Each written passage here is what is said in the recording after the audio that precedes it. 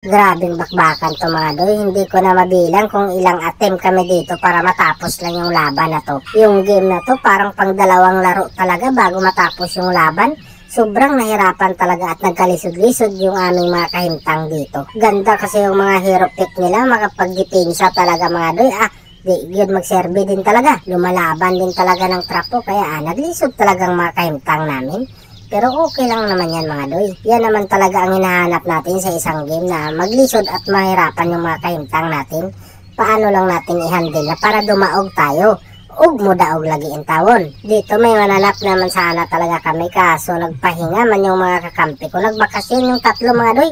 Andun sa Boracay kasama si Lulubron lagi. Kaya ang diniskartehan ko lang dito mga doy, yung mga tore nila sa gilid. Yun lang talaga muna tinarget ko kasi maglisod talaga tayo dyan.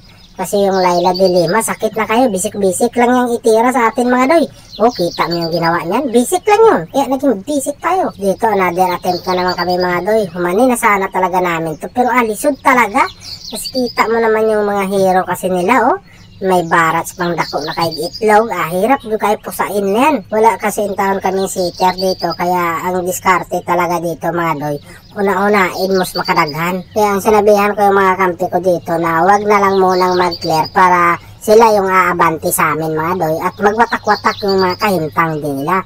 Pag magwatak-watak ang kahintang nila, may tsansa kaming makapisa dito. Katulad kay barats na to. Yung itlog na dako kayo, analaga ko lang mga doy. Lami kayo, kay dako man ang itlog. Sinabihan ko na yung MM namin dito na bilisan mo yung lakaw mo dyan. Dito ka na. Kaso hindi ko masabtan kung ano yung ginihimo niya mga doy. Sa totoo lang, hindi ko talaga maramdaman yung presensya ng MM namin dito. Sus Mario Sip, lagi in tawon. Kung ang barats mga doy, magahion yan, kadakog itlog.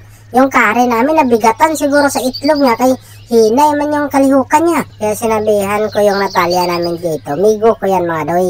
Sinabihan ko yung MM, yan ang biradahin mo.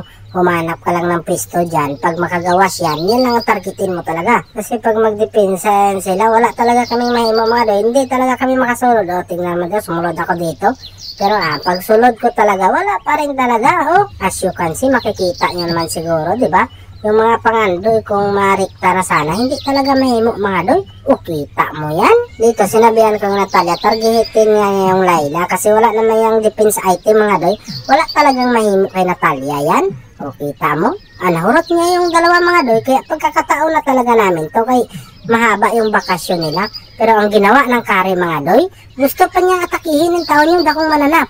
Sus Mario Sip talaga yung pangutok mo.